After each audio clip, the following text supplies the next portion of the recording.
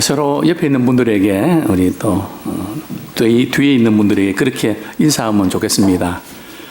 당신을 만난 것이 내게 큰 축복입니다. 그렇게 인사하기 원합니다. 당신을 만난 것이 내게 큰 축복입니다. 예. 우리 또 다른 분들에게 그렇게 한 번 더 인사하시죠. 당신을 만난 것이 내게 큰 축복입니다. 예, 예, 우리 다시 한번 하겠습니다. 나도 당신에게 축복이 되고 싶습니다. 나도 당신에게 축복이 되고 싶습니다. 그런데 우리가 바란다고 될까요? 바란다고 될까요? 물론 우리 바라는 거 좋은 일인데요. 다른 것이 필요합니다. 사랑에 끌려야 됩니다. 사랑이 흘러야 됩니다. 마치 자석처럼 말이죠. 참 사랑에 끌리는 그런 관계, 그 안에서 우리가 다른 사람에게 축복이 되고 또 그 사람이 또 우리에게 또 축복이 되는 그런 최고의 복된 인생을 살아갈 수 있는 줄 믿습니다. 미국의 한 사회학과 교수가 학생들에게 그 과제를 했습니다. 볼티모어의 유명한 빈민가에 사는 청소년들 200명 대상으로 그들에게 미래에 대한 평가서를 내라고 그렇게 조사를 했습니다. 우리 학생들의 평가는 동일했습니다. 어떤 평가가 나왔을까요? 이런 평가입니다. 이들에게는 절대로 미래가 없다. 기회가 주어지지 않았기 때문이다. 이 빈민가에서 말이죠. 너무나 어려운 상황 속에서 아무리 노력해도 이들에게 미래가 없다. 환경이 너무 나쁘기 때문에 안 된다는 거죠. 25년이 지났습니다. 다른 교수가 이 연구 발표를 보고 호기심이 생겼습니다. 25년 후에 이 아이들이 과연 어떻게 됐을까? 그래서 학생들에게 조사를 하라고 했습니다. 근데 놀라운 그 사실이 밝혀졌는데요. 뭐 이사간 학생들 이렇게 빼고 한 20명을 빼고 180명 중에서 170명이 대단히 성공적인 인생을 살았습니다. 그들은 의사, 변호사, 사학가들, 또 상류층 인사들도 상당히 많았다고 합니다. 참 너무 충격적인 보고였습니다. 어떻게 이것이 가능할까? 수소문을 했더니 우리 학생들이 동일하게 하는 말이 그 여선생님 때문이었습니다. 그죠? 여자 선생님 한 분이 학생들에게 말이죠. 뭔가 교육을 시키는데 특별한 어떤 노하우가 있었던 모양입니다. 그래서 이 교수는 이 여선생님을 수소문해서 어디 있다는 사실을 발견하고 그분을 찾아갔습니다. 선생님, 도대체 선생님은 이 빈민가에서, 이 악조건 속에서 어떻게 교육했길래 이렇게 훌륭한 제자들을 배출하셨습니까? 그때 이 여선생님이 하는 말이 그것은 간단한 것이었습니다. 나는 아이들을 사랑했습니다. 우리 학생들을 사랑했습니다. 교육은 사랑입니다. 오늘 본문은 스승과 제자의 아름다운 관계를 참 한 폭의 그림에 담고 싶을 정도로 아름다운 관계를 보여줍니다. 우리 예수님께서 디베라 호숫가, 갈릴리 호숫가, 정말 그 갈릴리 호수는 시퍼런 호수입니다. 갈매기 떼들이 말이죠. 자주 몰려옵니다.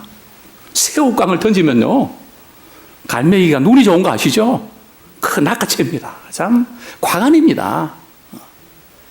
우리 갈릴리에서 주일을 맞이하면 어떨까요? 참 이곳이 갈릴리라면 참 좋겠다는 생각이 들 정도로 우리 갈릴리 호수의 전경들이 아름답습니다. 자, 그 갈릴리 이 호수에 베드로와 다른 6 제자들이 찾아왔습니다. 예수님이 십자가에 못 박히신 이후에 제자들은 너무 시리에 가득 차서 뿔뿔이 흩어졌죠. 또 베드로와 다른 또 여섯 제자들이 또다시 뭔가 할 일이 없습니다. 야, 우리 뭐 해야 될까? 그러던 가운데 항상 베드로가 말이죠, 주동자입니다. 나 고기 잡으러 갈래. 그러니까 말이죠, 다른 또 여자 제자들도 우리도 그러면 갈 거야. 그죠? 그래서 이제 고기 잡으러 나가게 되죠. 여기서 우리가 발견할 수 있는 교훈은 뭘까요? 사명을 놓아버리는 순간 다시 돌아가기 쉽다는 거죠. 우리 한번 따라하겠습니다. 사명을 놓아버리는 순간 다시 돌아가기가 쉽습니다. 물론 오늘 이 제자들이 뭐 고기를 잡으러 간다고 해서 그것만 가지고 뭐 제자들이 그냥 세상으로 돌아갔다, 딱 그렇게 말하기는 어렵습니다. 왜냐하면 예수님께서 부활하신 후에 제자들에게 어디서 만나자고요? 갈릴리에서 만나자고 그랬거든요. 그러니까 갈릴리 호수가 있다는 그 자체가 뭐 세상으로 돌아가는데 뭐 완전히 빠졌다 그렇게 볼 수는 없지만 어쨌든 뭔가 예수님 십자가에 못 박기 전과 후는 달라진 것이 사실입니다. 목표를 잃어버렸죠. 아침에 눈을 뜨면 할 일이 있는데 오늘 또 뭐 해야 되지? 어떻게 시간을 보내야 되지? 고민할 수밖에 없었습니다. 그래서 그들은 참 익숙했던 고기잡이에 참 관심을 갖게 됐죠. 자, 그런데 참 어떤 일이 벌어집니까? 참 밤새도록 말이죠, 그물을 던졌는데 피레미 한 마리도 올라오지 않는 겁니다. 참 이런 일들은 거의 없었습니다. 뭔가 지금 안 돼도 이렇게 안 될 수가 있나? 꼬여도 이렇게 꼬일 수가 있나? 정말 실망과 좌절에 사로잡힌 채 이제는 해변가로 이제는 돌아옵니다. 한 100m 정도 떨어졌을까요? 어떤 사람이 그들을 부릅니다. 자네들, 성경 보면 얘들아, 고기 잡은 거 있냐? 보통 우리가 낚시터에 가면 관심 있는 사람 기웃거리죠. 몇 마리 잡았어요? 많이 잡으셨어요? 그렇게 묻지 않습니까? 그래서 못 잡은 분들은 어시장에 가서 몇 마리 잡아서 갖고 오죠. 보는 눈이 있으니까. 몇 마리 잡았습니까? 제자들은 한 마리도 못 잡았는데요. 지금 100m 정도 거리입니다. 여기 보면은 거리가 뭐 정확히는 한 90m에서 100m 정도니까 가까운 거리죠. 거기에 누가 계셨을까요? 그 불렀던 사람은 누구일까요? 부활하신 예수님이셨습니다. 그들은 예수님인지를 알아보질 못했습니다. 왜냐하면 예수님께서 우리의 삶의 현장에 찾아오시리라고는 꿈에도 생각을 못했기 때문입니다. 이곳에 주님이 계실 거라고 잊어버렸기 때문입니다. 뿐만 아니고 다른 일도 아니고 고기를 잡는 일에 주님이 찾아오실까? 또 무엇보다도 시리에 빠져있는, 실패하고 있는 그들에게 문제에 사로잡혀서 그들은 더 주님을 알아보지 못했습니다. 정말 우리는 그럴 수가 있죠. 참 베드로가 참 이런 그 가운데도 영적인 민감성을 발휘하는데요. 물론 예수님을 제일 먼저 알아봤던 사람은 누굽니까? 예수님이 사랑하시는 제자입니다. 누굴까요? 사도 요한입니다. 요한이 말이죠.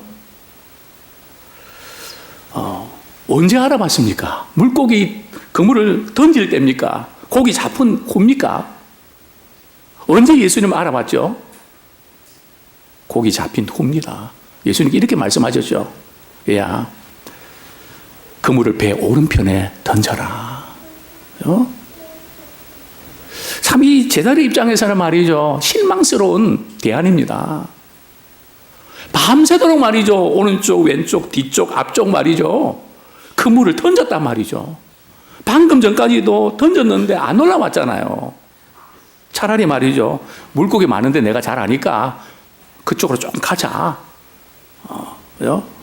거기 그물 던져라. 그러면 좋을 텐데. 이제는 안 되는 줄 알면서 말이죠, 우리 주님이 동일한 상황인데 오른편 던지라. 그래서 이 제자들은 그물을 던집니다. 이 신앙생활은 말이죠, 이 단순한 겁니다. 내 생각과 내 감정과 내 경험이 이해 안 돼도 말이죠, 그래서 주님이 말씀하시면 그대로 반응하는 겁니다. 이게 굉장히 중요하죠.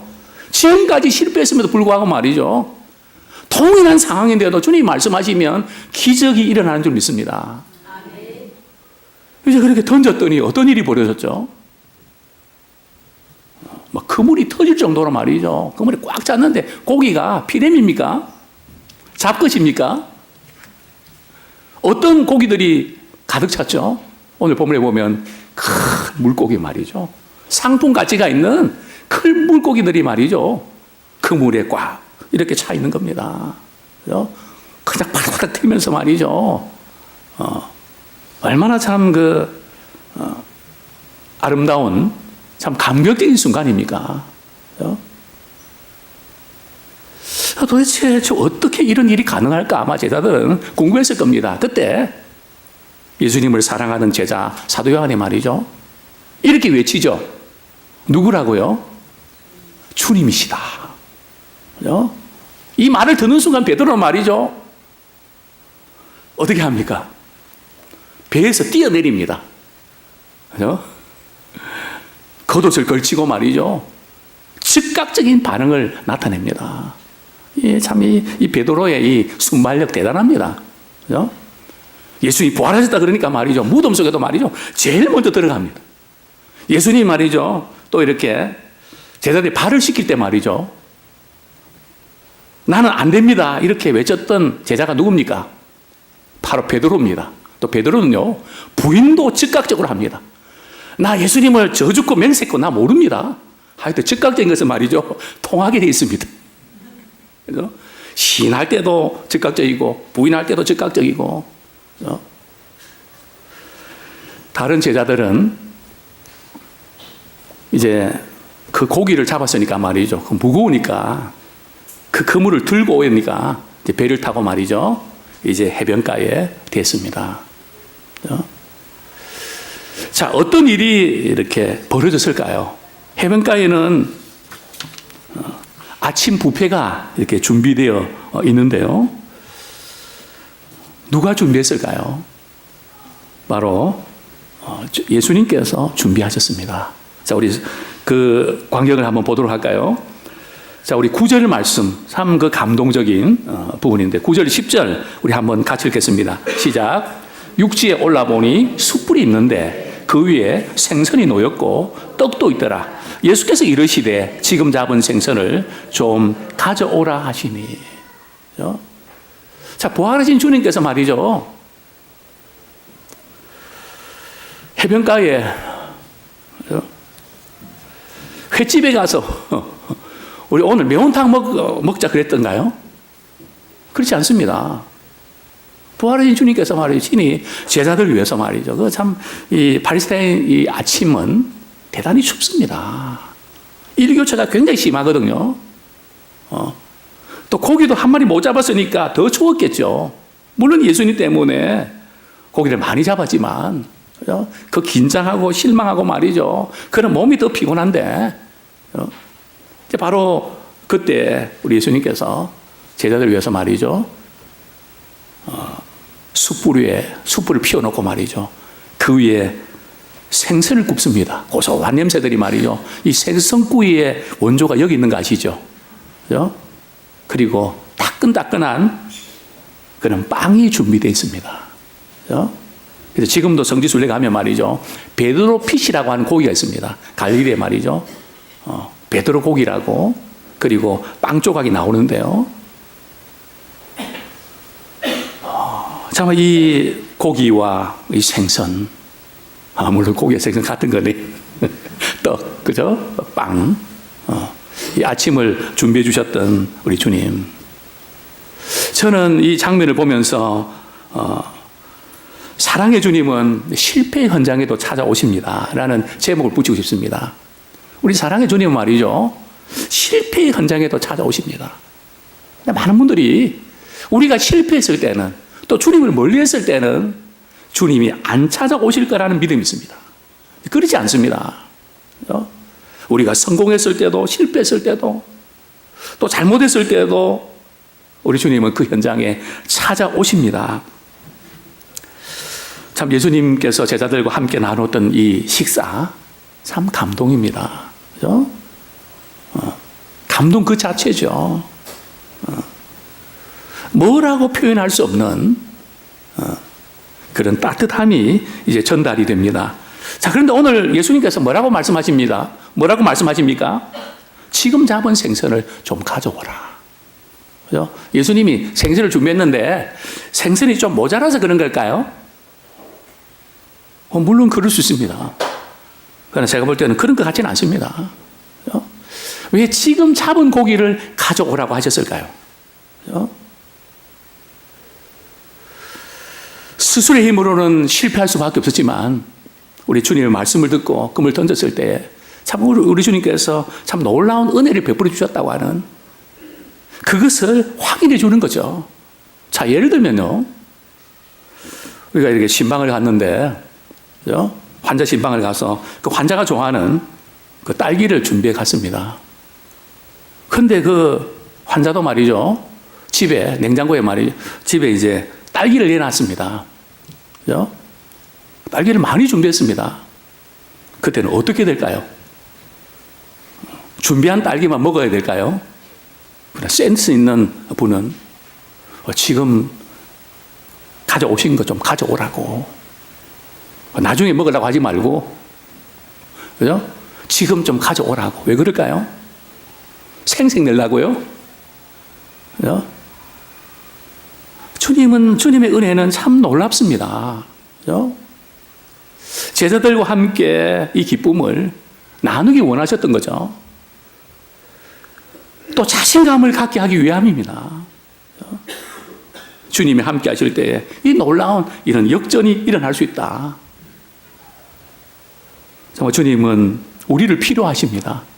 하나님이 직접 사랑할 수도 있지만 말이죠, 우리를 통해서 또 사랑하기 원하십니다. 우리 오병이의 기적도 마찬가지죠. 예수님께서 보리떡 5개, 물고기 2마리로 말이죠, 몇천 명 먹였죠? 남자들만 5,000명을 먹였습니다. 자, 여기서 말이죠, 우리가 질문할 수 있는 것은 예수님이 직접 이렇게 물고기 5마리와 보리떡 5개, 물고기 2마리로 나눠주니까 5,000명을 전부 다 예수님이 직접 나눠주셨습니까? 제자들을 통해서 나눠주셨습니까? 어떤가요? 성경에 보면 제자들에게 나눠주심에, 그러니까 우리가 추정할 수 있는 것은 말이죠, 예수님께서 12제자들에게 떡을 나눠주셨어요. 그 제자들이 떡을 받아갖고 말이죠, 그 떡을 나누어줘 보니까 계속 3,000명, 5,000명까지 먹이게 된 겁니다. 예수님 그렇게 하실 수 없어 그랬을까요? 아니요. 우리가 주님의 사랑을 사람들에게 나누어 줄 때에 이렇게 놀라운 일이 일어난다는 겁니다. 그죠? 굉장히 중요한 부분이죠. 지금 잡은 생선 좀 가져와라. 정말 우리에게 필요한 부분들은 바로 이런 사랑의 분위기입니다. 그죠? 이번에 이제 제가 갔을 때, 우리 수련회 갔을 때 강사 목사님 그런 이야기를 한번 하시더라고요. 상담에서 제일 중요한 게 뭐냐? 정답을 말하기 전에 정서를 알아주라는 거죠. 그죠? 정답이 필요하지만 그 아파하고 힘들한 그것을 좀 알아주라는 거죠. 이것이 교사와 학생들에게 관계에서 중요합니다. 부모와 자녀들의 관계에서 대단히 중요합니다. 지금 예수님께서 제자를 대하실 때 말이죠. 특별히 베드로 같은 경우는 3번 부인했잖아요. 그죠? 그럴 때 너 왜 그랬냐? 너 어떻게 그럴 수가 있냐? 그쪽으로 가지 않으시고요. 지금 이 고기 잡는 것부터 생선구이부터 시작해서 말이죠. 대화로 이어지는 이 모든 과정 속에서 정말 주님께서는 자연스럽게 품어주시고 사랑으로 감동시켜 주시는 것을 보게 됩니다. 또 그런 말 있죠. 힘내라고 말하지 말라고. 참 우리가 그 말 참 좋은 말이죠. 힘내라. 근데 힘내라고 해서 힘이 납니까? 그것보다 이런 말을 해야 되죠. 우리 한번 따라하시겠습니다. 힘들지요. 우리 옆에 있는 분들이 그렇게 하면 인사하기 원합니다. 힘들지요. 이게 벌써 힘들지요 하면 벌써 우리 눈에 말이죠. 눈물이 글썽해지는 거죠. 많이 힘들었지. 견디느냐고 힘들었지. 참느냐고 힘들었지. 지금 예수님께서는 이 제자들을 바라보시면서 밤새도 고기 잡지 못하고 말이죠. 그 광경을 예수님이 지켜보신 거예요. 그리고 안타까워 하신 거죠. 너희들이 영적으로 기도할 때인데 지금 고기 잡을 때냐? 그렇게 말씀하지 않았어요. 고기 몇 마리 잡았냐? 고기 잘 잡히든 잘 안 되지. 아무리 해도 안 되지. 그러시면서 주님께서 그물을 배 오른편에 던져라. 고기가 터져가지고 그물이 터질 정도로 말이 고기를 많이 잡게 하시지 않습니까?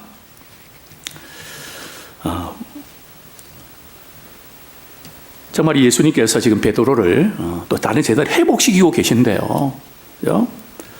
사명을 감당하기 전에 회복이 먼저 필요합니다. 그죠? 베드로는 예수님을 부인했기 때문에 좀 큰 소리 쳤지만 말이죠. 어이없이 무너졌습니다. 예수님이 말씀하시던 바로 그날 말입니다. 지금 베드로가 예수님을 부인했을 때 베드로와 예수님이 같은 공간에 있었을까요? 멀리 떨어진 공간에 있었을까요? 그것이 알고 싶다. 어떻습니까? 우리 다솜이 오래간만에. 예. 베드로가 예수님 부인할 때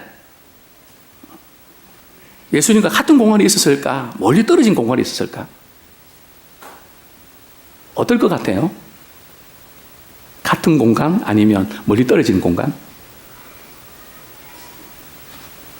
둘 중에 하나니까요. 예? 예. 예. 같은 공간이에요. 예. 누가복음 22장. 저는 이 참 말씀, 이 본문이 참 감동적인데요. 누가복음 22장 60절 보겠습니다. 예. 예, 누가복음 22장 60절.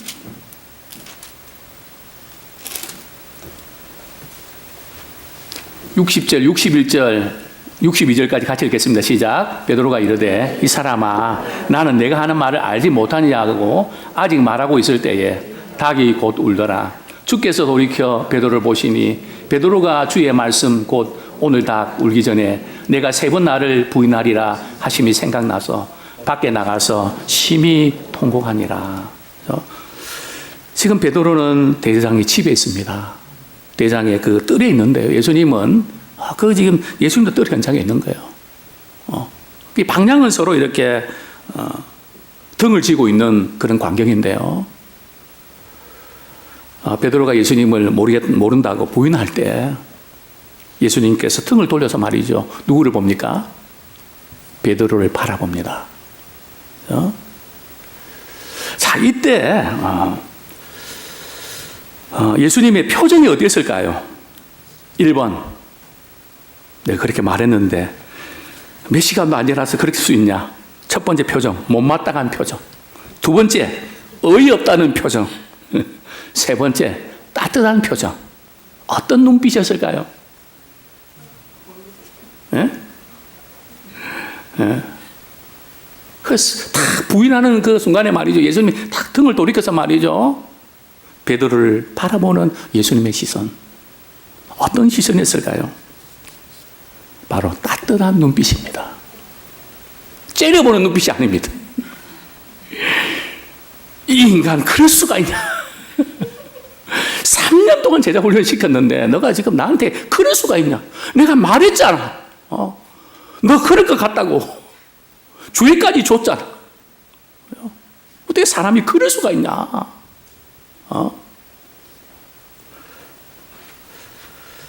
회복에 있어서 가장 중요한 것은 따뜻한 눈빛입니다. 우리 한번 따라하시겠습니다. 회복에 있어서 가장 중요한 것은 따뜻한 눈빛입니다. 우리가 서로 사랑한다는 게 사실은 어려운 것 같지만 말이죠. 다른 거 아닙니다. 따뜻한 눈빛을 보내는 거예요. 우리가 이 말로 말이죠. 사랑한다는 거 필요합니다. 말로는 사랑한다 그랬는데 말이죠. 그 눈빛은 말이죠. 죽일 눈빛입니다. 그냥 마지못해서 말이죠. 그냥 거리를 두는 사랑한다고 하면서 눈빛은 말이죠. 다른 데가 있습니다. 참, 이 사랑은 뭘까? 회복은 뭘까? 따뜻한 눈빛에 달렸습니다. 오늘부터 이제 집에 가시고 거울 보고 말이죠. 내 눈빛을 한번 보십시오. 범죄형 눈빛인가? 예? 아무 표정이 없는 말이죠. 그런 눈빛인가? 나는 지금 우리 자녀들에게 어떤 눈빛을 비치고 있나? 손주들이 집에 들어올 때 말이죠. 우리 안아줄 때 어떤 눈빛인가? 우리 따뜻한 사랑의 눈빛을 보낼 때에 거기서 모든 것이 다 녹아집니다. 어쩌면 우리 눈빛이 문제였습니다. 어떤 분은 그런 분이 있을 겁니다. 나는 지금 하나님이 그렇게 눈빛을 그렇게 만드셔갖고 저는 재생이 불가능합니다. 교정이 불가능합니다. 성형수술해도 안 됩니다. 그렇지 않습니다. 우리가 이렇게 눈이 작든 크든 말이죠. 상관이 없습니다. 정말 사랑하는 마음을 담을 때 따뜻한 눈빛이 비춰집니다. 정말 이 사람을 변화시키는 것은 따뜻한 눈빛입니다. 아무쪼록 많은 사람들이 회복이 필요합니다. 이 따뜻한 우리 사랑의 눈빛을 우리가 비추는, 보내는 저와 우리 모두가 되기를 소원합니다. 우리가 잘 아는 대로 우리 예수님께서 이제 베드로에게 이런 사랑의 시선 보내고 또 이 사랑의 분위기를 만들어가고 그 다음에 예수님이 베드로를 회복시키십니다. 질문하시죠. 질문 내용은 간단합니다. 얼마나 많은 라이센스를 가졌냐? 자격증이 몇 개냐? 어떤 과정을 배웠냐? 그거 묻지 않으셨습니다. 단 한 가지 물으셨죠. 이 사람들보다 내가 나를 사랑하냐? 한 번만 물으신 것이 아니고 3번씩이나 말이죠. 나를 사랑하느냐? 그러니까 정말 우리에게 가장 중요한 것은 부모도 우리 스승도 또 우리가 교회 생활할 때에도 문제가 다른 데 있는 것이 아니고 말이죠. 주님을 사랑하는 마음. 주님의 사랑을 입은 자가 주님을 사랑할 수 있습니다.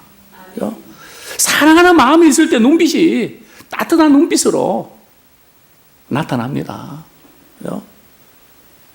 우리 영적 존재이기 때문에 우리가 주님을 사랑할 때에 눈빛이 다르단 말이죠. 우리 성도들 은혜 받는 것도 말이죠. 제가 말을 얼마나 잘하고 논리적이고 그것만이 아니고요. 저 목회자가 그 눈빛이 어떤가? 눈빛이 따뜻한가? 싸나운가? 말씀은 몇 퍼센트 아니래요. 7%밖에 안 된다는 거예요. 눈빛이 말해준다는 거죠. 우리 자녀들에게 어떤 눈빛을 보냈죠? 실망스러운 눈빛, 못마땅한 눈빛. 우리가 살아있는 동안에, 같이 있는 동안에 정말 주님의 사랑을 입어서 말이죠. 그 아이들에게 계속 사랑의 눈빛을 보여주기 원합니다. 그러면 이 자녀들이 놀랍게 변화됩니다. 다른 여러 가지 부분들은 거기에 다 포함되어 있습니다. 네가 나를 사랑하냐? 또 내 양을 먹이라 치라. 먹이라. 우리는 다른 지식도 필요하지만 말이죠. 자녀들이 계속 사랑으로 먹이는 거예요. 또 사랑으로 관심을 갖는 겁니다. 우리 주님이 우리를 그렇게 하셨듯이 말이죠. 지금 예수님께서 숯불게 한 것도 말이죠. 단순히 그냥 한 끼 해결하기 위한 그런 시도가 아니란 말이죠. 직접 예수님께서 사랑으로 먹이셨습니다. 지금 사랑으로 치신 겁니다. 이제 우리의 남은 삶 어떻게 보내기를 원하십니까? 이렇게 우리가 결단하면 정말 좋겠습니다. 두 가지 질문을 한번 던져보면 좋겠습니다. 당신을 움직이는 것이 뭡니까? 돈입니까? 명예입니까? 재미입니까? 내 삶을 움직이는 것이 뭡니까? 우리의 삶을 움직이는 것이 하나님의 사랑이 되길 원합니다. 하나님의 사랑이 나를 움직이고 있습니다. 물론 여러 가지 많은 원인과 동기들이 있지만 결정타는 하나님의 사랑이 나를 움직이고 있습니다. 당신은 누구와 연결되어 있습니까? 우리 가운데 그런 분 안 계시죠? 저 위에 접선자와 연결된 분은 안 계시죠? 우리는 누구와 연결되어 있습니까? 주님과 연결되어 있고 주님을 사랑하는 사람과 연결되길 원합니다. 우리의 인생은 누구와 연결된 데 따라서 결정이 납니다. 사랑하는 사람과 연결되어 있으면 사랑의 역사가 나타나고요. 원망과 미움으로 가득 찬 사람과 연결되어 있으면 우리 인생은 그렇게 흘러갑니다. 하나님의 사랑은 모든 상처를 회복시켜주고 사명으로 나아가게 됩니다. 주님이 우리가 도저히 사랑받을 만한 자격이 없는데 우리를 사랑해 주셨던 것처럼 우리 주변에 우리 아이들에게 이런 사랑의 감동을 끼치는 자 되길 원합니다. 지난주에 종교육사 수영에 갔다가 어떤 사모님이 저희 아침 식사를 마치고 지금 쉬고 있는데 로비에서 인사를 합니다. 목사님, 저는 아무개 엄마입니다. 목사님이 우리 딸 이렇게 오케이들 모일 때 참 따뜻하게 대해주고 편하게 대해주고 그렇게 고마워하는 그것을 제가 듣고 목사님께 참 인사를 드려야 되는데 몇 번 고민하다가 제가 이렇게 찾아왔습니다. 너무 감사합니다. 우리 딸을 사랑해 주셔서 너무 감사합니다. 또 이제 마치는 그날 그 아버님이 아무개 목사님이시죠. 저는 누구 아버지입니다. 우리 딸을 이렇게 사랑하고 관심 가지고 너무 감사합니다. 정말 교육이 뭘까요? 우리가 시간이 지나서 우리가 배운 거 다 잊어버린 후에 남는 것이 교육입니다. 그 남는 게 뭘까요? 바로 사랑입니다.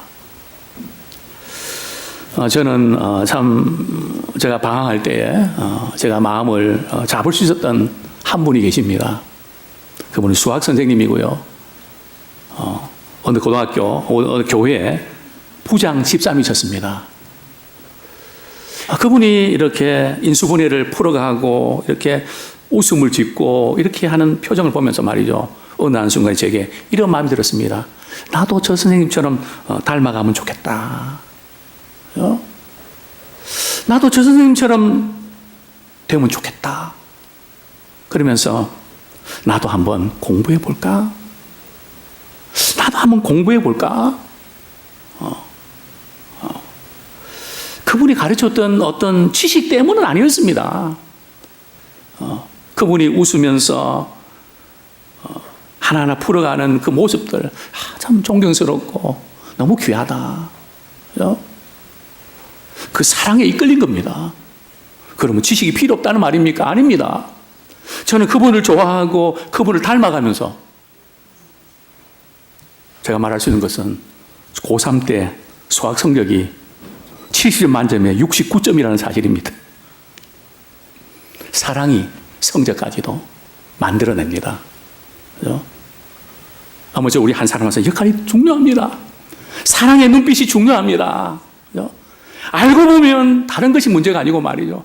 사랑받지 못한 것 때문에 우리가 아직까지도 고민하고 갈등합니다. 누군가의 사랑을 기다리고 있습니다. 한 사람이 사랑에 감동을 끼치면요, 사랑의 눈빛을 보이면 몇 명이 행복해지는지 아십니까? 60명입니다. 오늘 오신 우리 성도님들 곱하기 60 저는 기대가 됩니다. 그죠? 아무쪼록 우리의 모든 삶을 통해서 정말 주님의 그 사랑의 눈빛을 전하는 아름다운 행복자가 되기 원합니다. 우리 시간 말씀 붙잡고 우리 같이 한번 기도하기 원합니다. 주님의 사랑은 우리의 모든 상처, 아픔을 다 회복할 만큼 큽니다. 자식들한테, 남편한테, 그 누구한테 못한 것 때문에 늘 슬퍼하고 힘들어하는 분들 계시죠. 그러나 그 부분 때문에 더 이상 아파하지 마시고 주님의 사랑으로 이 시간 회복되기 원합니다. 무조건 그 큰 사랑 앞에서 회복되고 영적으로 다시 한번 새로워지는, 그리고 다른 사람들에게 사랑의 눈빛을 보여줄 수 있는 사랑의 도구를 우리를 써주옵소서. 같이 한번 통성으로 기도하겠습니다. 하나님 아버지, 부족하고 연약한 저희들을 이처럼 사랑하여 주셔서 감사를 드립니다. 하나님 아버지,